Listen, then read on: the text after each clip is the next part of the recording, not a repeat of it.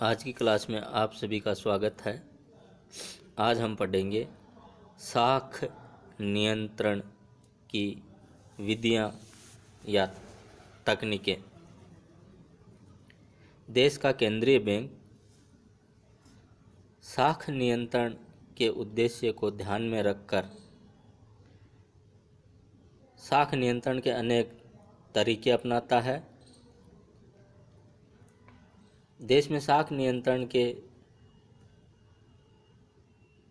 दो प्रमुख रीतियां reserve bank द्वारा अपनाई जाती है। वह है परिमाणात्मक साख नियंत्रण की रीतियां एवं गुणात्मक साख नियंत्रण की रीतियां।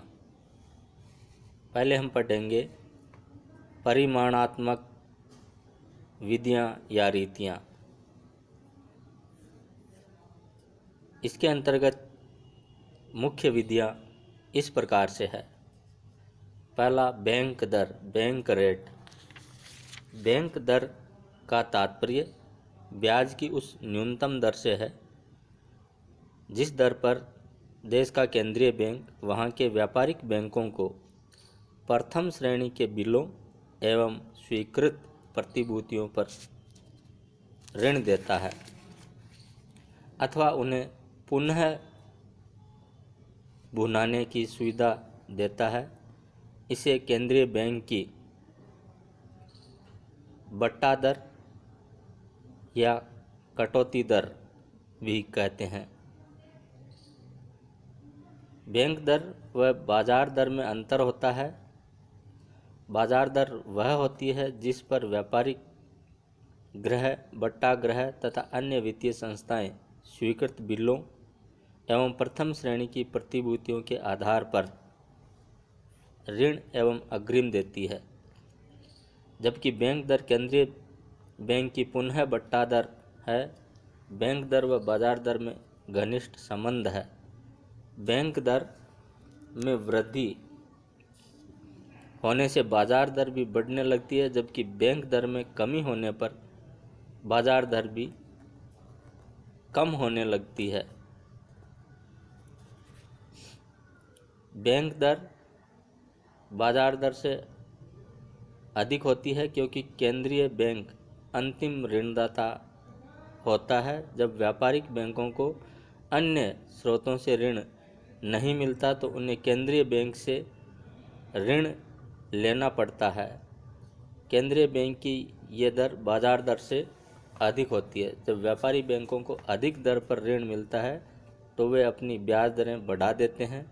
इससे ऋण लेना महंगा हो जाता है और परिणाम स्वरूप पूंजी की मांग कम होने लगती है तथा विनियोग, उत्पादन व रोजगार पर विपरीत प्रभाव पड़ने लगता है। उत्पादन लागत बढ़ने व मूल्य कम होने से मंदी की स्थिति उत्पन्न हो जाती है। उद्योग, व्यापार आदि बंद हो जाते हैं। बैंक दर में कमी से ऋणों को प्रोत्साहन मिलता है।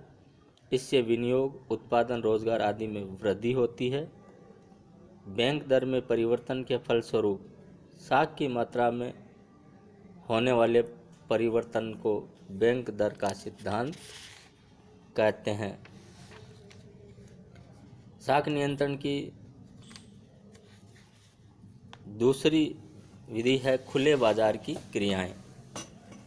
खुले बाजार की क्रियाओं का तात्पर्य केंद्रीय बैंक की उन क्रियाओं से है जिसके अंतर्गत वह विभिन्न प्रकार की प्रतिभूतियों, विनिमय बिलों एवं ऋण पत्रों का क्रय विक्रय कर साख को नियंत्रित करती है। संकुचित अर्थ में खुले बाजार की क्रियाओं का आशय सरकारी प्रतिभूतियों के क्रय विक्रय से है। जब बैंक दर की नीति असफल हो जाती है तो केंद्रीय बैंक खुले बाजार की क्रियाओं द्वारा साख नियंत्रण करती है। खुले बाजार की क्रियाओं के सिद्धांत के अनुसार जब देश में मुद्रा व साख की मात्रा बढ़ जाती है तो केंद्रीय बैंक खुले बाजार में सरकारी प्रतिभूतियों, विनिमय बिलों एवं ऋण पत्रों का विक्रय करने लगती है। ये प्रतिभूतियां व्यापारिक बैंकों एवं जनता द्वारा क्रय की जाती है। इसके परिणाम स्वरूप जनता व बैंकों के कोष सरकार के पास एकत्रित हो जाते हैं।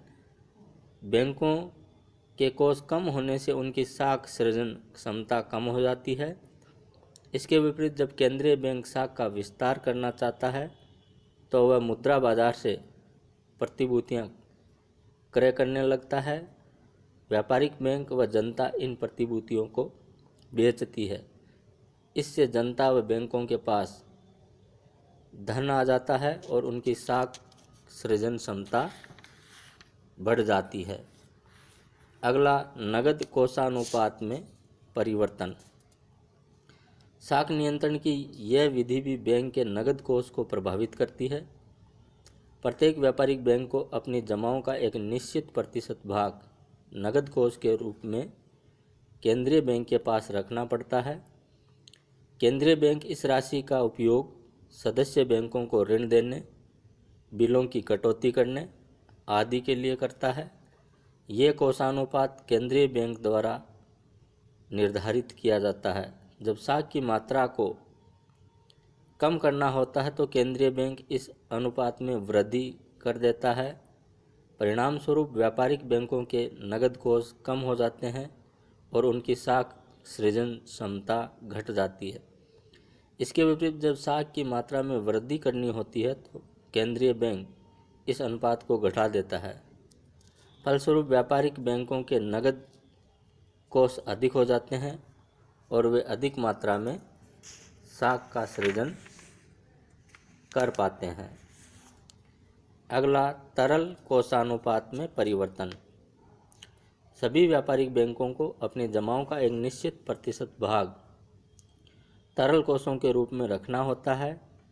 इससे वे आवश्यक होने पर जनता को भुगतान कर सके। ये कोषानुपात केंद्रीय बैंक द्वारा निर्धारित किया जाता है। इस कोषानुपात के बराबर बैंकों की साख सृजन क्षमता कम हो जाती है क्योंकि बैंक इस राशि का प्रयोग साख निर्माण में नहीं कर सकते।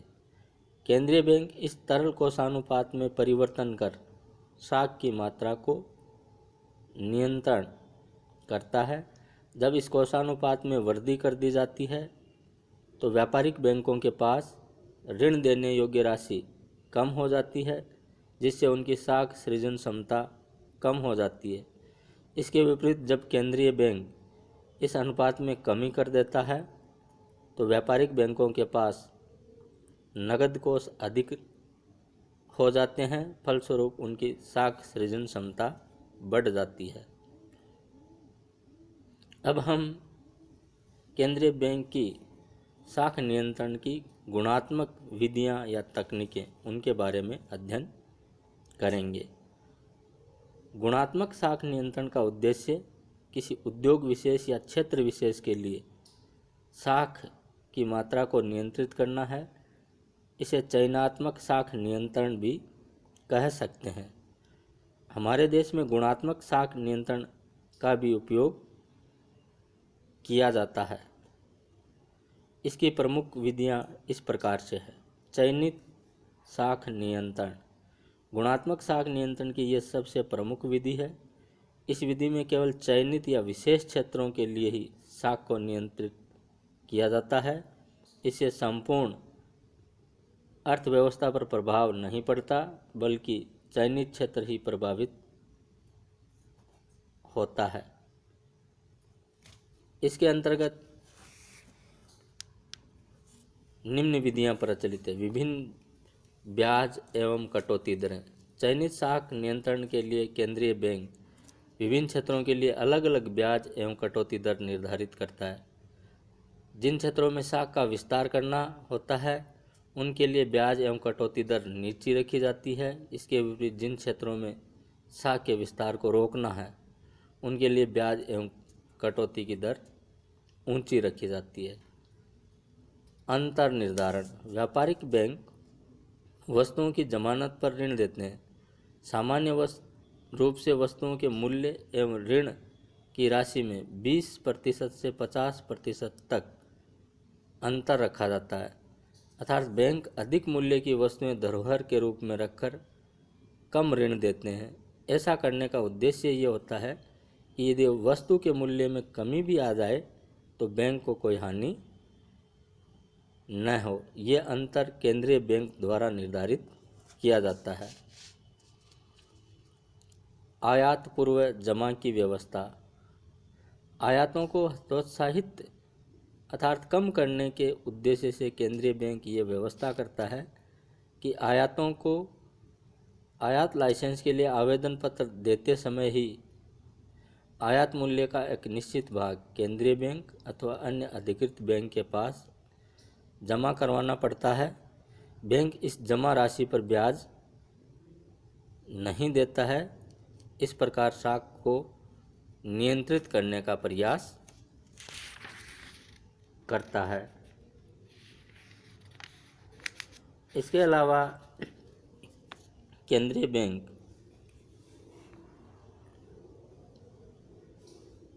साख नियंत्रण के लिए प्रचार का माध्यम भी अपना सकता है। साख नियंत्रण के लिए केंद्रीय बैंक प्रचार नीति भी अपना सकता है। इसके अंतर्गत केंद्रीय बैंक विभिन्न पत्र पत्रिकाओं एवं समाचार पत्रों से व्यापारिक बैंकों के समक्ष अपने साख संबंधी विचार प्रस्तुत करता है। केंद्रीय बैंक विभिन्न सभाओं एवं संगोष्ठियों, समारोह एवं पत्रकार सम्मेलनों में अपनी साख नीति के संकेत देता है। व्यापारिक बैंक इन संकेतों को ध्यान में रखकर साख सृजन करते हैं। इसके अतिरिक्त प्रत्यक्ष कार्रवाई ये साख नियंत्रण का अंतिम एवं कठोर हथियार है। इस रीति के अंतर्गत केंद्रीय बैंक व्यापारिक बैंकों को अपनी नीति के अनुसार चलने के लिए बाध्य करता है। यदि कोई व्यापारिक बैंक केंद्रीय बैंक की नीति के विरुद्ध चलता है तो वह उस बैंक के विरुद्ध सीधी कार्रवाई करता है। प्रारंभ में नीति विरुद्ध कार्य करने वाले बैंक को चेतावनी दी जाती है। यदि वह बैंक इस पर ध्यान नहीं देता तो उसकी ऋण सुविधाएं बंद करने, ब्याज दर ऊंची वसूल करने और बैंक का कार्यालय बंद करने तक की कार्रवाई की जा सकती है। इस प्रकार आज हमने केंद्रीय बैंक के द्वारा देश में साख नियंत्रण के लिए अपनाई जाने वाली विधियां और या तकनीकों के बारे में पढ़ा।